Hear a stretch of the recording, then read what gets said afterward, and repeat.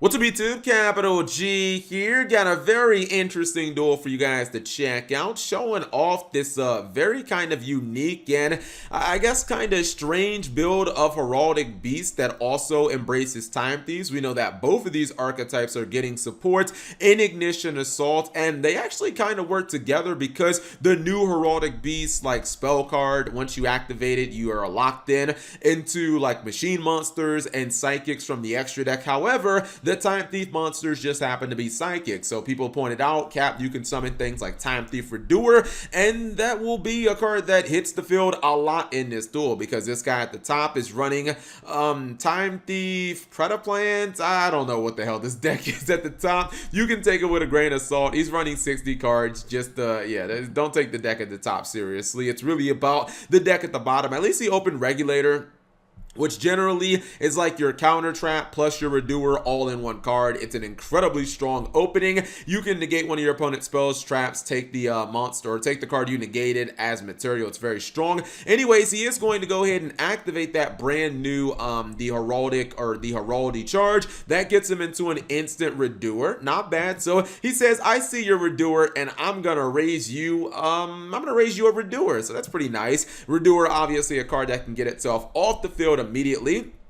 And his opponent, I believe, tried to use the trap effect. And no, actually, he just got rid of the field spell. But he's going to go ahead and he's going to go for Time Thief Perpetua as well because he used a copy of Advanced Heraldry Art. This is another reason why people are combining these two archetypes, because the archetype or the Heraldic archetype has multiple cards that let you Exceed Summon for one card, at least go into a rank 4. So now he has kind of, you know, he has the partners in crime. He has the Redoer, plus he has the Perpetua. And you know, it's a strong combo because when you get these two cards on field, man, they can cause a lot of trouble. You're putting materials on your Redoer based on whatever you need, trap or spell at that time. Usually getting monsters is not that difficult. He is going to try to activate his Redoer, but unfortunately Solemn Strike shuts that down, and that means he's not going to get anything out of that.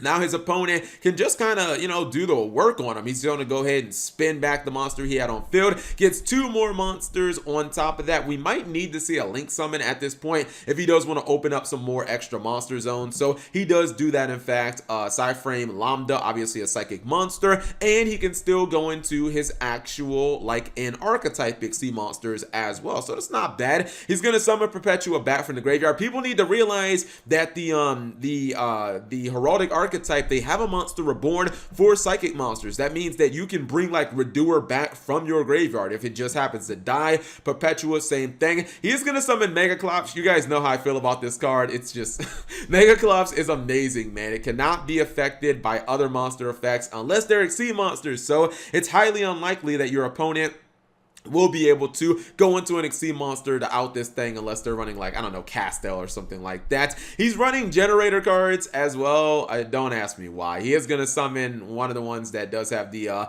it has a bunch of removal. It can pop a bunch of cards. Unfortunately, it cannot pop this guy. I mean, you can target the Megaclops, but it's going to be unaffected. He is going to use the effect to pop these two. Redoer says, I'm out of here, Chief. I'm going to go ahead and just banish myself. He'll get the draw cards. This is the reason I just generally hate this card. And even though the Redoer, well, I guess it was a different Redoer that died, he is just going to summon it back from the graveyard. And this duel is looking pretty damn hard if you're the 60 card, whatever you call this, at the top, because I'm not sure he has an actual way of killing this Megaclops that is a 4,000 attack monster that's unaffected by anything that's not an Exceed. He is going to continue to press on. Keep in mind that his extra monster zone is completely empty, and even when his opponent is constantly attempting to nuke his field, well, no, okay, this time he's just going to use Solemn Strike at another great time, and looks like this duel might just be over, but this kind of shows some of the stuff that you can do. There is, ironically, a lot of synergy between Time Thieves and between, you know, like Heraldics.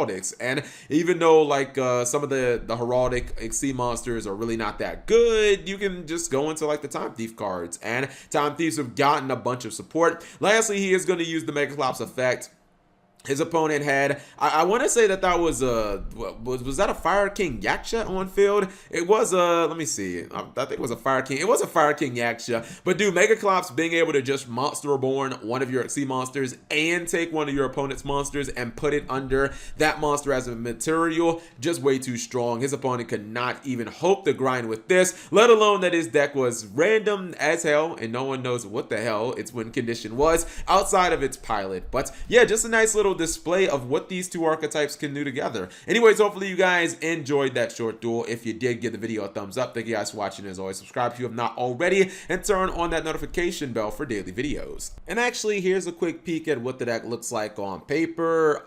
No hand traps, and I think that every single monster in the entire deck is level 4, just the way I like it. So obviously that leaves the door open for your double or nothing Utopia double cheese. And I mean, I think that's you know, things like Megaclops definitely just make a lot of sense. You're going to be going into a whole lot of rank 4 Xyzs. One small problem with like Heraldics and Time Thieves is there's not really any draw support that you could run. I mean, I guess you could maybe throw Pot of Desires in here, but something like Extravagance, I'm not sure if that would work. I mean, you're going to be playing like all of these Xyz monsters at like 2 or 3 anyways. Do you really want to be running Extravagance and really kind of mess up your extra deck to the point that maybe you lose the ability to go for something like Megaclops or Utopia Double, etc., etc. Everything else is just a whole bunch of, you know, like the Xyz making cards, running a lot of them. You're going to be running a lot of Heraldic cards. A lot of these cards is really weird because Heraldics are,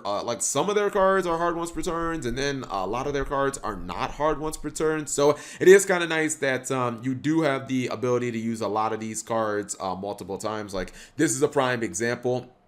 Discard Advanced Heraldic Art, just target 2 Heraldic monsters in your graveyard, special summon them, and then you get to Xyz summon immediately using those monsters. Again, sometimes you'll be locked under the condition of Machine and like a Psychic type, but that's fine. That's where the Time Thieves come in. When you're not locked in, that's when you can go for Utopia Double and you can go into like some other plays. Also, the interesting thing and the great thing about Megaclops is it just happens to be a Machine type monster, so even when you're locked under that condition, this is still like a perfect card to go into because it is one of those 2 types that you will be locked in.